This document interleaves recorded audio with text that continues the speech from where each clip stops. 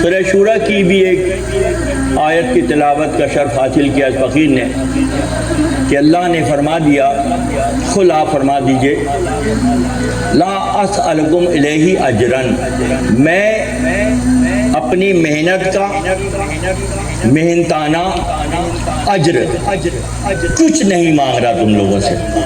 تم دختر کشی کرتے تھے، تم نجاستوں میں ملوث تھے، تم بے شمار شراب خوری کرتے تھے، تم ہر ناجائز کو اپنے لیے جائز کر لیتے تھے، تم اصنام پرستی، بت پرستی، نفس پرستی، شک پرستی سبھی کچھ تو کرتے تھے۔ ان تمام نجاستوں سے میں نے تمہاری گردنوں کو چھڑا کر خدا سے خرید کیا۔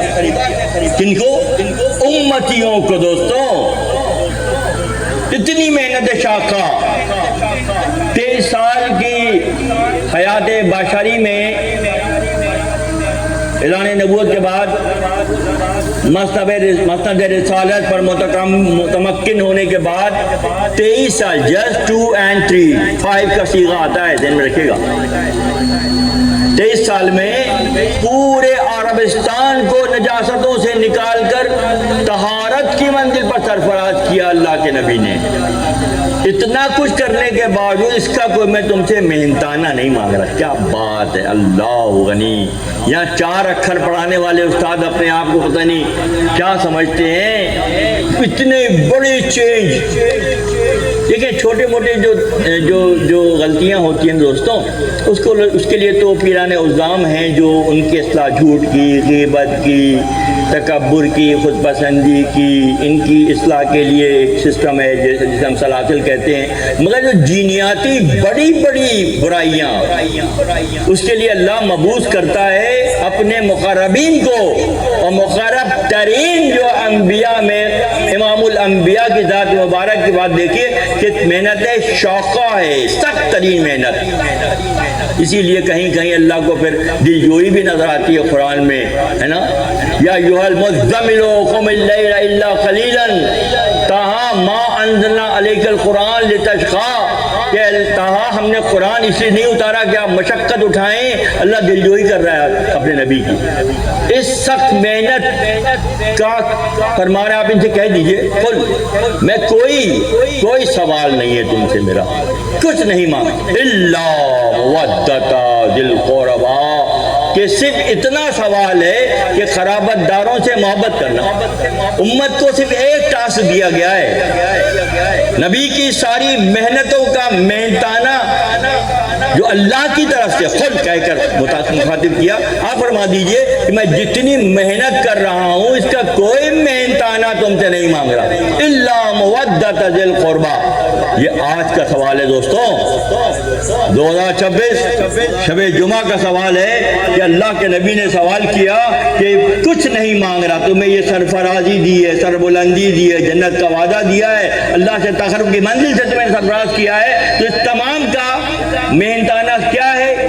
الا مودۃ ذی القربیٰ، یہ قرابت داروں سے اللہ غنی، قرابت داروں سے محبت کرنی ہے۔ اچھا قرابت دار کون ہے؟ پہلے اس کا بھی فیصلہ آج کی تاریخ میں ہو جائے۔ یمن کے علاقے نجران سے کچھ یہودی علماء مدینہ منورہ آئے۔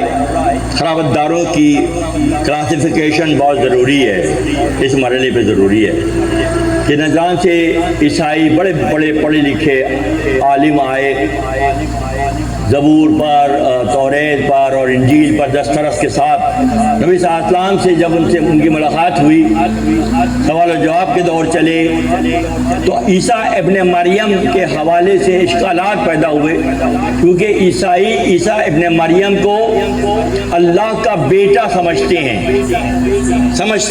ہے نہیں، سمجھتے ہیں، سمجھ کی بات ہے۔ جبکہ قرآن کا موقف یہ ہے کہ اللہ نے اپنی شان قدرت کو اس انداز میں نمایاں کیا کہ تم میل اور فیمیل کے محتاج ہو، خدا اس کا محتاج نہیں ہے، بغیر باپ کے بھی لوگوں کو پیدا کر سکتا ہے، بغیر باپ کے عیسیٰ ابن مریم، بغیر باپ کے اونٹنی، بغیر کسی ملاپ کے چٹان سے اونٹنی برآمد ہو رہی ہے، یہ اللہ کی شان قدرت نمایاں ہو رہی ہے۔ نہ سمجھے لوگ کیا کہہ سکتے ہیں، محدود کر کے دیکھتے ہیں تو ایسا سوچتے ہیں۔ بہرحال مکالمہ ہوا تو عیسائیوں میں یہ طریقہ مروج تھا، رواج پا چکا تھا کہ اگر ان کے اپنے مذہبی معاملات میں اختلافات ہوں تو پھر وہ ایک دوسرے کو 24 ذی الحج 24 ذی الحج کا واقعہ تو ایک دوسرے کو وہ مباہلے کی دعوت دیتے۔ قرآن میں اس سورت آل عمران کی سورت کو آیہ مباہلہ بھی کہتے ہیں۔ مباہلہ کیا ہے؟ مباہلہ یہ ہے کہ دونوں گروہ جن میں اختلاف پیدا ہوا وہ کھلے میدانوں میں نکل جاتے اور ایک دوسرے کے لیے بددعائی کلمات کہتے۔ عیسائیوں کے پاس بہت پہلے سے یہ سلسلہ چلا آ رہا تھا کہ وہ ایک دوسرے کو مباہلے کے لیے پکارتے اور پھر وہ ایک دوسرے کو بد دعائیں کرتے۔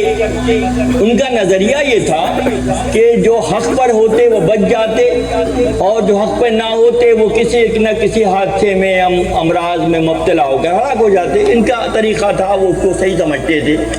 تو پہلے تو امتی کا مقابلہ تھا نا، یہاں تو نبی کے ساتھ معاملہ ہو رہا ہے۔ وہی بات تم یہاں کر رہے ہو۔ گستاخی کا لیول دیکھیں کیا ہے کہ آپ آپس میں جو بات کر رہے ہیں تو نبی کی شخصیت کو اپنا جیسا اس زمانے میں بھی سمجھا جاتا تھا، ذہن رکھیے گا۔ مباہلے کی دعوت دی کہ ٹھیک ہے ہم مباہلہ کریں گے آپ کے ساتھ۔ اللہ کے نبی نے اس مباہلے کی دعوت کو قبول کیا۔ بات ہو رہی تھی قرابت داروں، مودت دل قربا کی بات ہو رہی ہے۔ مودت کرو، محبت کرو، کن سے؟ میرے قرابت داروں سے۔ اس وقت کا بھی سوال تھا دوستو، آج کا بھی یہی سوال ہے۔ آج بھی سمجھ جائیں کہ اللہ کیا چاہتا ہے، اللہ کی منشا مرضی کیا ہے۔ مباہلے کی دعوت دی گئی، قبول کر لیا گیا۔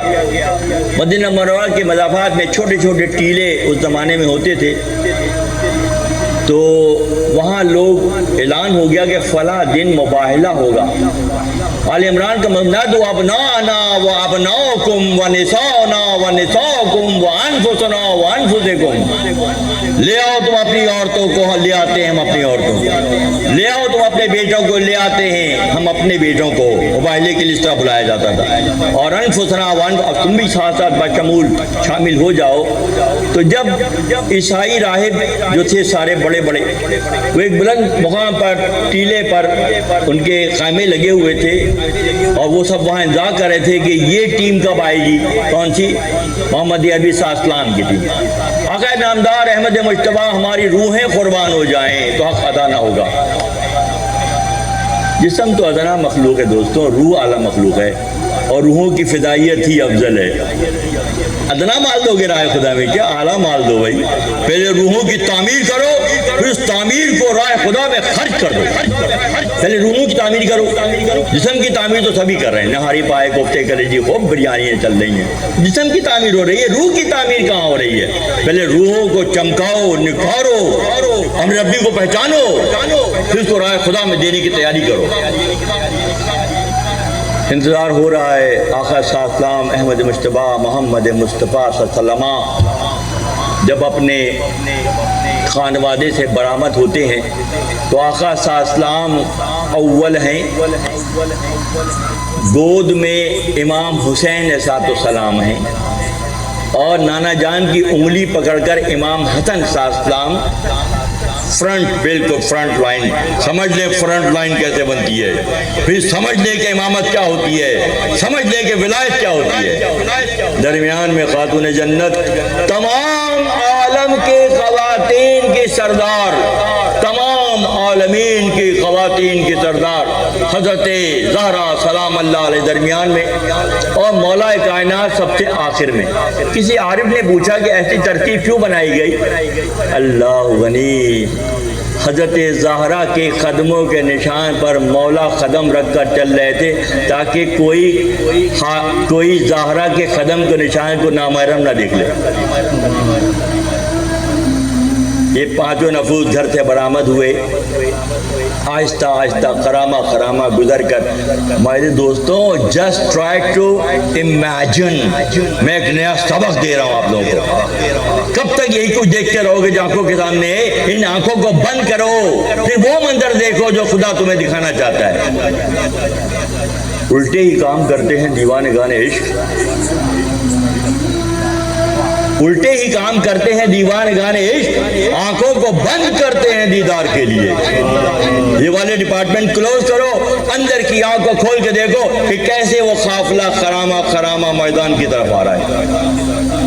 5 نفوس، امام الانبیاء، جنت میں نوجوانوں کے سرداران، خواتین، پورے عالمین کی خواتین کی سردار، اور ولایت کے امام مولا کائنات تشریف لا رہے ہیں.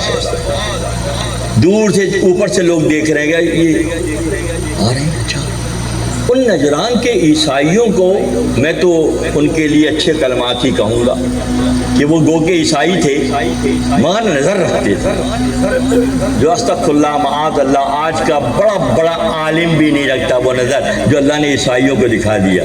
ان عیسائی کے جب سے سب سے بڑا جو راہب تھا اس نے کہا کہ میں دیکھ رہا ہوں کہ جو 5 نفوس میدان کی طرف آ رہے ہیں یہ طہارت کی اس منزل پر ہیں، اگر یہ پہاڑوں کو حکم دیں کہ چل پڑو تو پہاڑ اپنی جگہ سے چل پڑیں گے. ہم دیکھ رہے ہیں، میں سے موبائلہ کریں اللہ غنی جو اس لیول پر ہے کہ اگر یہ پہاڑوں کو حکم دیں یہ 5 نفوس. دوستو پہچان لو ان 5 نفوس کو، اور اللہ یہی چاہ رہا ہے کہ مودت ذی القربہ. تو آج کلیئر ہو گئی پکچر کہ ذی القربہ میں کون ہے. ہمیں کیا ضرورت ہے کہ ہم بحث مباحثے میں پڑھیں؟ جب پکچر کلیئر ہو گئی، دلیل پوری آ گئی، تو پھر اس کے بعد ضرورت نہیں ہے. عقل کو تنقید سے فرصت کہاں، عشق پر اعمال کی بنیاد رکھ. جب تم عشق پر اعمال کی بنیاد رکھو گے تو پکچر پھر کلیئر. 5 نفوس آ رہے ہیں. عیسائیوں کے سب سے بڑے راہب نے کہا کہ ہم دیکھ رہے ہیں کہ اگر یہ 5 نفوس جو آ رہے ہیں میدان میں، ذہن میں رکھیے گا کہ 2 بہت معصوم بچے ہیں اور ایک خاتون ہے، ایک امام الانبیاء ہے اور امام الاولیاء ہیں. کیا رہ گئے آپ نے؟ کیا رہے؟ کانسیپٹ کلیئر کر لیں آج کی تاریخ میں بالکل کہ ہم کس رخ پر جا رہے ہیں. قریب آئے تو انہوں نے اعلان کر دیا کہ ٹھیک ہے، پہلے ہم نے آپ کو دعوت دی تھی مباہلے کی کہ چلے ہم مل کے یہ کھیل کھیلتے ہیں جو عیسائی زمانے سے کھیل رہے ہیں. آج ہماری آنکھیں روشن ہو گئیں کہ مباہلہ تو اپنے جیسوں سے کیا جاتا ہے، جو سپر نارمل تشکیل اللہ نے کی ہے ان سے کیا مباہلہ کیا جائے گا. 24 ذی الحجہ مباہلے کا دن اس طرح سے ہوا. حضرت ام سلمہ رضی اللہ تعالی عنہا ایک انتہائی ازدواج میں ایک انتہائی فہم و فراست والی خاتون، جب مباہلے کا مرحلہ ہوا اور عیسائی پسپا ہو گئے، قافلہ واپس گھر میں آیا تو ام سلمہ نے نبی صلی اللہ علیہ وسلم سے سب کانسیپٹ کلیئر کر کے آگے بڑھ رہا ہوں کہ 5 نفوس اور ذی القربہ کی منزل پر کون ہیں، تاکہ کانسیپٹ کلیئر ہو جائے، کوئی سوال نہ رہ جائے. تو ام سلمہ نے نبی صلی اللہ علیہ وسلم سے سوال کیا کہ اللہ کے نبی، آپ یہ 5 نفوس گئے، ہم بھی آپ کے ازدواج ہیں، آپ ہمیں لے کر نہیں گئے. تو اللہ کے نبی نے فرمایا کہ ان کا مقام الگ ہے اور تمہارا مقام الگ ہے. ڈفرینشیٹ کیا کہ یہ خدا کی مرضی ہے. ذی القربہ کو ذہن میں رکھ کے ہر کچھ وما ینطق عن الہوی الا وحی یوحی، کہ جو کچھ میرا نبی کہتا ہے اپنے من سے کچھ نہیں کہتا، جو اللہ چاہتا ہے وہ آپ کے لبوں سے برآمد ہوتا ہے. گرچہ قرآن آس لبی پیغمبر ہار کی گوید آنکھ نہ گفت او کافرت. تو یہاں آل عمران کا آیا مباہلہ کے حوالے سے مضمون، اور پھر سرخروئی. تو کیا یہ سرخروئی اسی دن کے لیے تھی، 24 ذی الحجہ کے لیے تھی، یا تا قیام قیامت کے لیے تھی؟